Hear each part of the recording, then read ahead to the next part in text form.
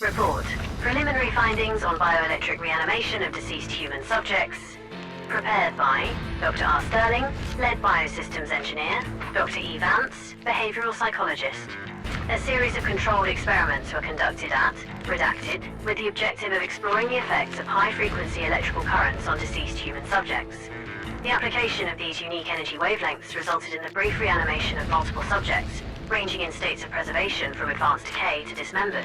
All reanimated subjects exhibited extreme aggression and an absence of higher cognitive functions.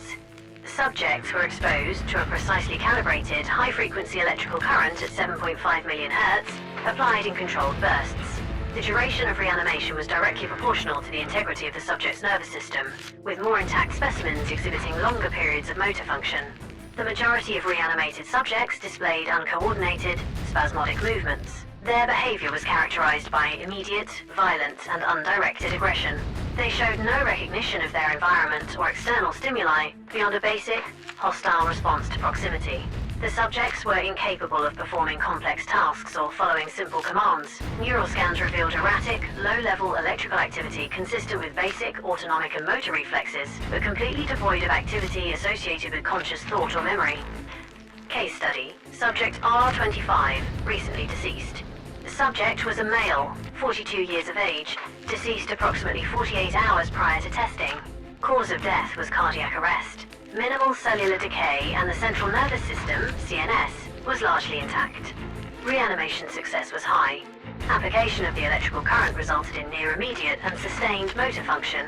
Subject R25 exhibited the most aggressive and powerful response observed to date. Its movements, while uncoordinated and lacking purpose, were forceful enough to shatter the glass of its containment unit. The biological integrity of the muscle tissue and the intact neural pathways allowed for a full body motor response. The subject was incapacitated with a high-voltage incapacitation field after it began to breach containment. This subject provides a baseline for reanimation success, indicating that a fully intact CNS is the primary variable for the protocol's effectiveness. Case study. Subject D14, highly desiccated. Subject was a male, age unknown, recovered from an arid climate. Estimated time of death was 2 to 4 years prior. All soft tissues were highly desiccated and brittle. The CNS was severely degraded due to the lack of cellular moisture. Reanimation success was low. Reanimation attempts resulted in sporadic, chaotic muscle spasms. The subject's body did not rise or perform any coordinated movement. Instead, the application of the current caused a rapid chattering of bone and muscle, a rhythmic spasm that produced significant noise but no coherent action.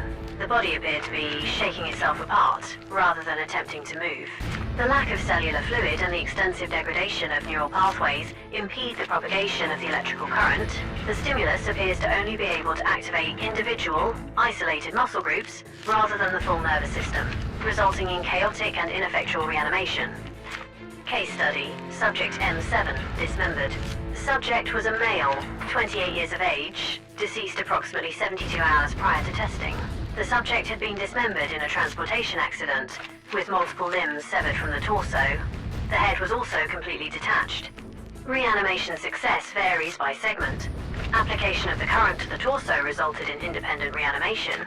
The torso writhed violently, though the severed arms and legs showed only marginal response. The severed head, despite being subjected to the same electrical current, also showed few significant signs of reanimation or neural activity. Further inspection of the severed head showed damage congruent with complete functional disabling of the brainstem.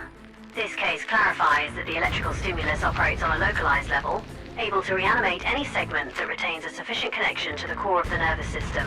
The total absence of a response from the decapitated head and dismembered limbs suggests that the reanimation process requires a connection to the primary brainstem and possibly the spine to be initiated. Case study. Subject B19, burn victim. The subject was a female, 31 years of age, deceased approximately 60 hours prior to testing. Subject suffered extensive third-degree burns over 80% of her body, widespread destruction of both skin and underlying neural tissue. Reanimation success was negligible. Reanimation attempts produced only minor, localized muscle contractions in the few areas where the skin and nerves remained largely intact. The subject's body was unresponsive as a whole. This case highlights the critical role of nerve integrity. The extensive physical damage to the cellular structure and neural pathways appears to create a barrier to the electrical stimulus, preventing the current from achieving a coherent systemic response. The level of nerve damage is directly proportional to the failure rate of the reanimation protocol. Addendum, Strategic and Tactical Application Review. Subject, Initial Assessment of Military and Combat Applications of Reanimation Protocol. Prepared by Brigadier General J.T. Keller, Department of Advanced Warfare Concepts. This addendum assesses the tactical and strategic potential of the reanimation protocol, the unique properties of the reanimated subjects, specifically their aggressive nature, absence of pain response, and lack of self-preservation instinct, present several unconventional but potentially high-impact applications in a combat theater. This analysis, however, is balanced by the significant limitations observed in the subject's longevity and controllability. The most immediate and apparent application is the use of reanimated subjects in high-casualty, low survivability scenarios. They could be deployed as a frontline force to clear minefields, draw enemy fire, or overwhelm fortified positions.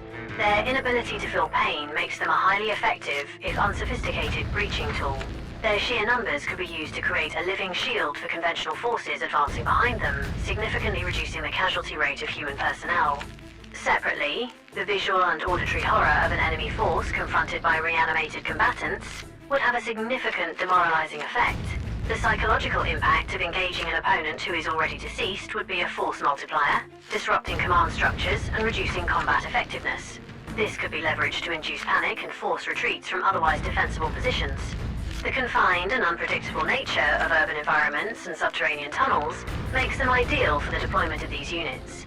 Their relentless forward momentum and complete disregard for personal safety would be highly effective in clearing such complex, high-risk areas. Their lack of a need for air or life support would also make them suitable for operations in contaminated zones or environments rendered anoxic by chemical agents. Suggest initiation of a parallel study into the development of a bioelectric control system capable of directing reanimated subjects with rudimentary commands. A full-scale ethical and strategic review of the deployment of such assets is to be immediately commissioned, with a focus on the international legal ramifications of non-human combatants.